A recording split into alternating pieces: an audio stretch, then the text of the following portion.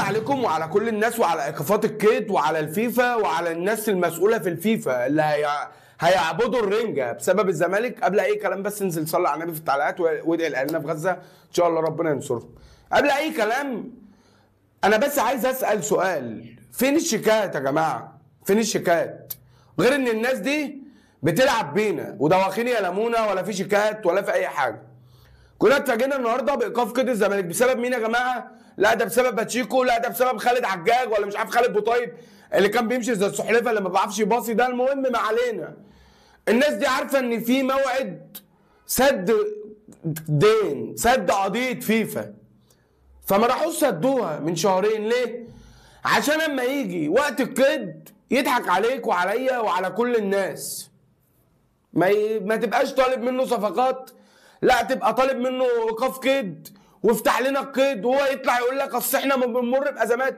انت مش قد الشيله، انت مش قد الشيله. انت حضرتك داخل تشيل ليه؟ الناس زهقت يا جماعه من اخبار الزمالك.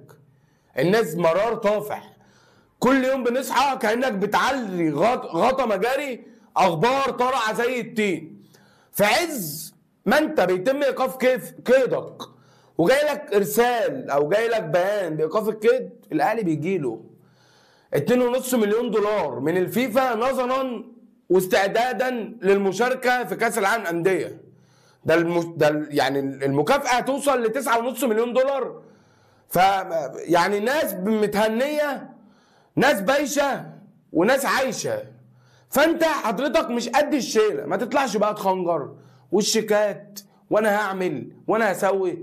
ده لو وريتك الفرق المصريه اللي موقوف قيدها هتلاقي بسم الله ما شاء الله الاسماعيلي داخل ب3 انفار وايسترن كمباني داخل دي شرقيه للدخان تقريبا لسه هتلاقيهم ناصبين على شيشتين مستوردين ما رضيوش يسدوا دينهم في الفيفا. فالموضوع دلوقتي معاك صعب، انا ماليش دعوه بالكلام ده. وبيراميدز اتوقف كيده. هل ان الفيفا بيساعد الاهلي يعني عشان نطلع نقول دي مؤامره؟ لا، ما الناس شغاله صح.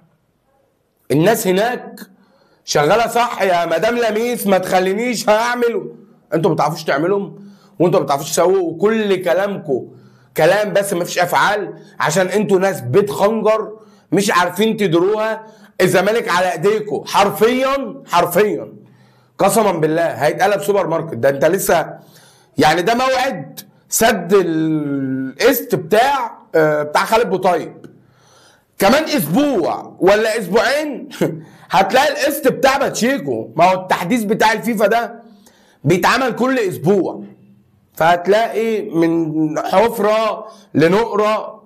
فانتوا يا جماعه مش قد الشيله. مش عيب ان انا اطلع اواجه الجمهور بالصراحه. يا جماعه احنا مش معانا نجيب صفقات، احنا هنفك القيد وهنعتمد على المجموعه اللي عندنا مع 3-4 ناشئين على ممكن نقدر نتعاقد مع لاعب فريق. مش عيب يا عم، مش عيب. انما كل يوم ده هنجيب كوتيسه، ده هنجيب ام فيس، اهو دي كده توقف عشان تبقى انتوا مبسوطين. وانا عارف والله ان انتوا اكتر ناس في الدنيا دلوقتي مبسوطه بالموضوع ده عشان الناس ما تضغطش عليكم على حوار الصفقات وحوار ملف الكوره اللي انتوا حرفيا مش ملف الكوره بس.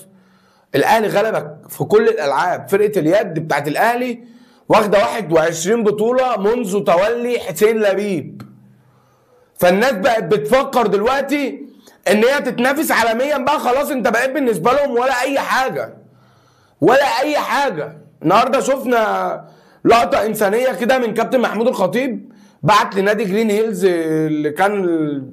اللي فيه الدكتور اللي اتلفظ عليه بالكلام وبالدعاء ده. النهارده بعت لهم عفى الله عما سلف وانا مسامح في حقي ورجعوا الراجل شغله. هي ده يا جدعان الناس اللي ربنا بيكرمها في حياتها، اللي انتوا عايزيننا نطلع نهاجمهم ونطلع نقول عليهم فشله ونطلع لا مؤاخذه في الكلمه نقول عليهم حراميه. هو الاهلي بيجيب فلوسه منين؟ الاهلي بيجيب فلوسه من البطولات اللي بتجيله.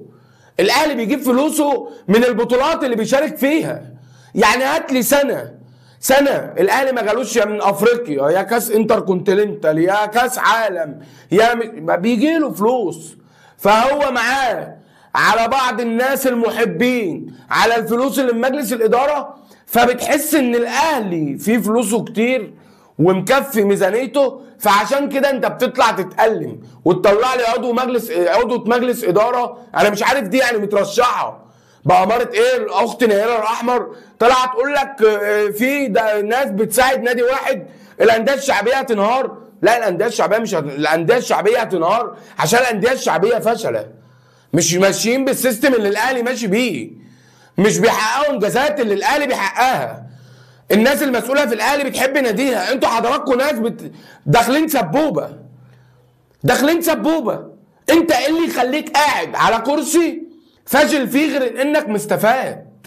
ده لك انت تتخيل ان جماهير الاهلي من حوالي ما كملناش سنه كانت بتطالب برحيل محمود الخطيب عشان كانوا بيقولوا ان هو بخيل. الراجل بسم الله ما شاء الله فتح صندوق علي بابا، قال لهم يلا انا داخل عليكم هدخلكم مزاد على اللعيبه. فهنا بيبان الناجح وبيبان الفاشل، بيبان الناجح وبيبان الفاشل.